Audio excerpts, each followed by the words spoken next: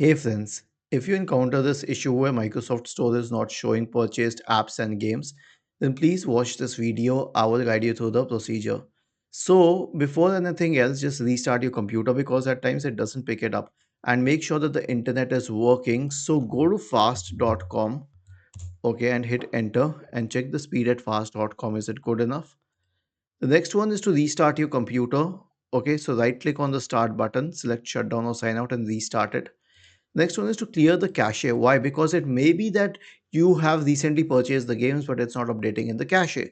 So press the Windows key and the R key together to open the run window and type the command WS reset and hit enter.